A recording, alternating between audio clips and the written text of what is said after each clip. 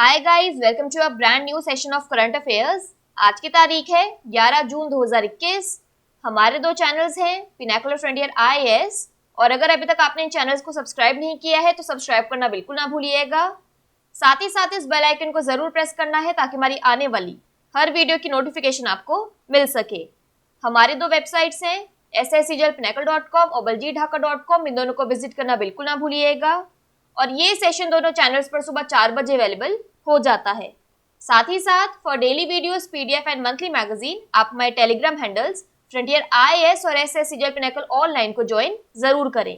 Start करेंगे previous quiz के साथ। मैंने आपसे पहला क्वेश्चन पूछा था कि नए चुनाव आयुक्त के रूप में किसे नियुक्त किया गया है, तो इसका सही जवाब था अनूप चंद्र पांडे। और दूसरा क्वेश्चन पूछा था कि अनीमिया मुक्त भारत सूचकांक 2020-21 में किस राज्य ने शीर्ष स्थान हासिल किया है, तो इसका सही जवाब था मध्य प्रदेश। स्टार्ट करेंगे फर्स्ट क्वेश्चन। देखो आज के सेशन का, कौन सा देश बिटकॉइन को लीगल टेंडर के रूप में अपनाने वाला पहला देश है, तो इसका सही जवाब है option number B, El Salvador. तो El Salvador crypto currency bitcoin को वैध करेंसी यानी लीगल टेंडर के रूप में घोषित करने वाला पहला देश बना है। वहां की संसद में बिटकॉइन को कानूनी मान्यता के लिए बड़ा समर्थन देखा गया।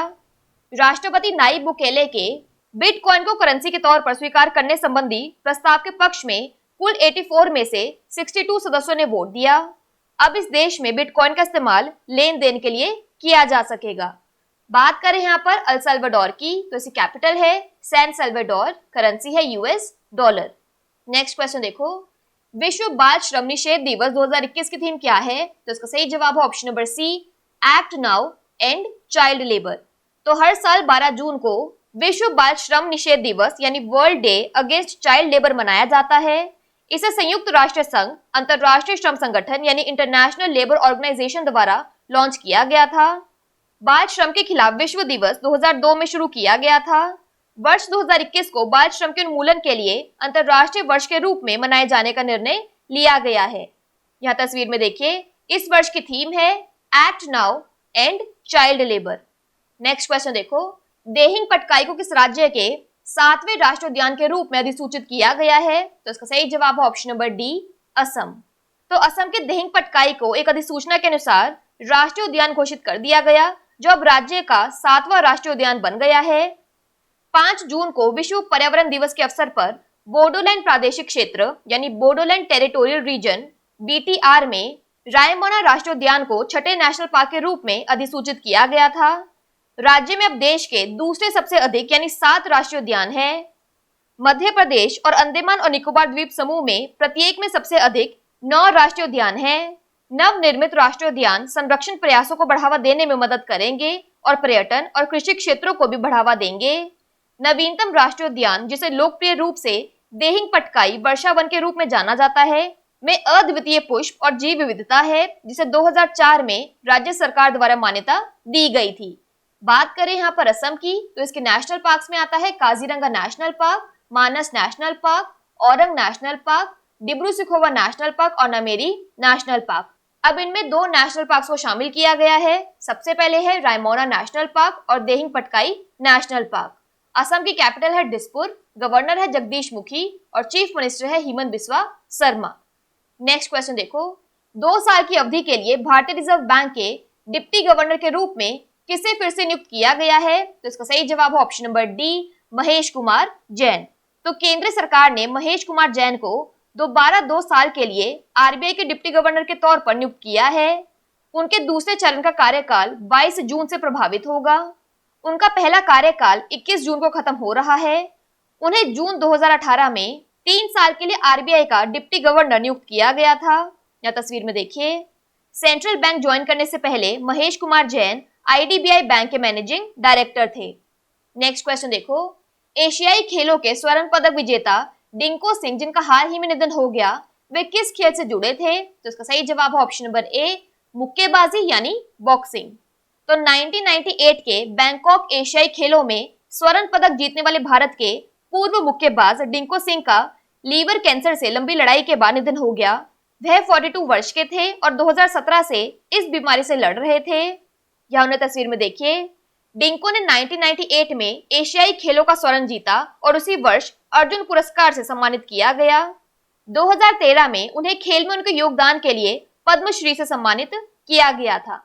नेक्स्ट क्वेश्चन देखो, भारतीय कृषि अनुसंधान परिषद ICAR ने किसानों को टेली कृषि सलाह प्रदान करने के लिए किस कंपनी के साथ एक समझौता ज्ञापन पर हस्ताक्षर किए हैं? तो इसका सही जवाब है option number C, digital India corporation.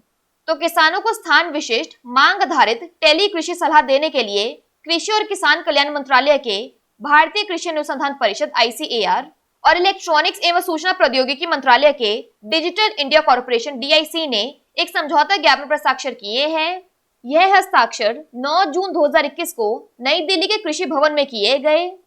MOU का उद्देश्य DIC के मौजूदा interactive information डिससेमिनेशन system IIDS platform को ICAR के प्रस्तावित किसान सारथी कार्यक्रम के साथ एकीकृत करना और ICAR नेटवर्क के माध्यम से उसे लागू कर देश भर में बड़ी संख्या में किसानों तक पहुंचाना है। नेक्स्ट क्वेश्चन देखो, हाल ही में किस भारतीय मुक्केबाज ने पोलैंड ओपन में रजत पदक जीता है? तो इसका सही जवाब है option number B, Ravi Dahiya. तो ओलंपिक कोटा प्राप्त रवि दहिया ने पोलैंड ओपन में रजत पदक जीता है। रवि दहिया 61 किलोग्राम के फाइनल में उज्बेकिस्तान के अब्दुल्लाह से हार गए।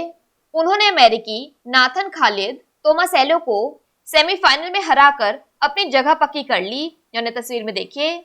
इसके अलावा हाल ही में दीपक पुनिया चोट के कारण 86 किलोग्राम स्पर्धा से हट गए थे। नेक्स्ट क्वेश्चन देखो, किस राज्य केंद्र शासित प्रदेश ने सभी सरकारी नौकरियों को क्षेत्र के निवासियों के लिए आरक्षित किया है? तो इसका सही जवाब है ऑप्शन नंबर बी, लद्दाख। तो केंद्र शासित प्रदेश लद्दाख में सभी सरकारी नौकरियां क्षेत्र के निवासियों के लिए आरक्षित की गई है।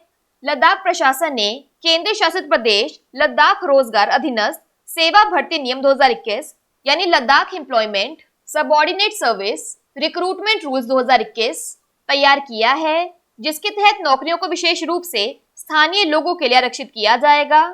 उपराज्यपाल RK माथुर द्वारा बनाए गए नियम आधिकारिक राज्यपत्र में उनके प्रकाशन की तारीख से लागू होंगे। इसके तहत कोई भी व्यक्ति सेवा में नियुक्ति के लिए तब तक योग्य नहीं होगा जब तक कि वह व्यक्ति केंद्र शासित प्रदेश लद्दाख का निवासी ना हो। बात करें यहाँ पर जम्मू और कश्मीर और लद्दाख की, तो इसके लेफ्टिनेंट गवर्नर है मनोज सिन्हा, लद्दाख के लेफ्टिनेंट गवर्नर है RK माथुर। नेक्स्ट क्वेश्चन देखो, आंध्र प्रदेश सरकार की जगन्नाथ थोडू योजना ने निम्नलिखित में से किन्हें ब्याज मुक्त ऋण प्रदान किया है? तो इसका सही जवाब है ऑप्शन नंबर बी, छोटे व्यापारी यानी स्मॉल ट्रेडर्स।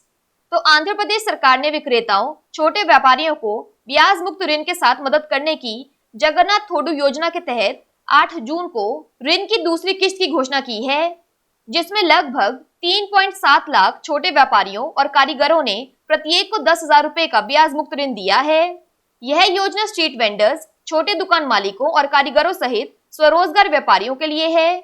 पिछले वर्ष जहां लगभग 9.05 लाख छोटे व्यापारियों को पात्र लाभार्थियों के रूप में पहचाना गया, वहीं पहले चरण में केवल 5.35 लाख लाभार्थियों को बैंकों द्वारा 535 करोड़ रुपए की ऋण राशि प्राप्त हुई।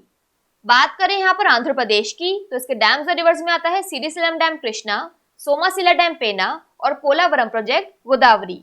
नेशनल पार्क्स और वाइल्ड लाइफ सेंचुरीज में आता है Papikonda national park, Srisailam tiger reserve और Pulicat lake bird century.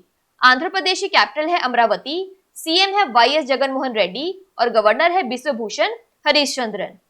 Next question देखो, किस राज्य कैबिनेट ने देश के सर्वोच्च नागरिक पुरस्कारों की तरह वार्षिक राज्य पुरस्कार स्थापित करने को मंजूरी दी है? तो इसका सही जवाब है ऑप्शन नंबर ए, असम। तो असम कैबिनेट ने वार्षिक राज्य पुरस्कारों की स्थापना को मंजूरी दी, जिसमें शामिल है असोम रत्न, असोम विभूषण, असोम भूषण और असोम श्री। सरकार ने यह भी फैसला किया कि राष्ट्रपति, प्रधानमंत्री और असम के पहले मुख्यमंत्री गोपीनाथ बोरदोलोई की तस्वीरें सभी सरकारी कार्यालयों में लगानी होंगी। अब ये पॉइंट्स ध्यान से सुनने हैं। असोम रत्न पुरस्कार हर साल उस व्यक्ति को प्रदान किया जाएगा जिसने समाज में महत्वपूर्ण योगदान दिया है और उसके पास 5 लाख रुपए का नकद घटक होगा। इसी तरह 3 व्यक्तियों को असम विभूषण प्रत्येक के लिए 3 लाख रुपए नकद, असम भूषण 5 व्यक्तियों को 2 लाख रुपए का नकद और असम श्री हर साल 10 व्यक्तियों को 1 लाख रुपए के साथ प्रदान किया जाएगा। बात कर लेते हैं आज के सेशन के क्विक समरी की। तो बिटकॉइन को लीगल टेंडर के तौर पर अडॉप्ट करने वाला पहला कंट्री बन गया है El Salvador. World day against child labour की थीम है act now and child labour. Dehing Patkai Assam का 7th नेशनल पार्क बन गया है। आरबीआई के डिप्टी गवर्नर महेश कुमार जैन का टेन्योर एक्सटेंड कर दिया गया है। डिंको सिंह का हाल ही में निधन हो गया, वे फॉर्मर इंडियन बॉक्सर थे। Indian council for agricultural research ICAR ने डिजिटल इंडिया कॉर्पोरेशन के साथ MOU साइन किया है। रवि दहिया ने पोलैंड ओपन में सिल्वर मेडल हासिल किया। लद्दाख ने सारी गवर्नमेंट जॉब्स को लोकल्स के लिए रिजर्व कर दिया है। आंध्र प्रदेश में जगन्नाथ होडू स्कीम के थ्रू स्मॉल ट्रेडर्स को इंटरेस्ट फ्री लोन्स दिए गए। और कंट्री के हाईएस्ट सिविलियन अवार्ड्स की तरह असम ने एनुअल स्टेट अवार्ड्स को अप्रूव कर दिया है। बात कर लेते हैं आज के सेशन के क्विज फॉर द डे की। आपका पहला क्वेश्चन है, देहिंग पटकाई को किस राज्य के 7वें राष्ट्रीय उद्यान के रूप में अधिसूचित किया गया है? और आपका दूसरा क्वेश्चन है, विश्व बाल श्रम निषेध दिवस 2021 की थीम क्या है? इन दोनों क्वेश्चंस का आंसर आपको नीचे कमेंट सेक्शन में जरूर करना है। और अगर अभी तक आपने हमारे चैनल्स को सब्सक्राइब नहीं किया है तो सब्सक्राइब करना बिल्कुल ना भूलिएगा। साथ ही साथ इस बेल आइकन को जरूर प्रेस करना है ताकि हमारी आने वाली हर वीडियो की नोटिफिकेशन आपको मिल सके। हमारी दोनों वेबसाइट्स और टेलीग्राम हैंडल्स को ज्वाइन जरूर करना है। Thank you so much.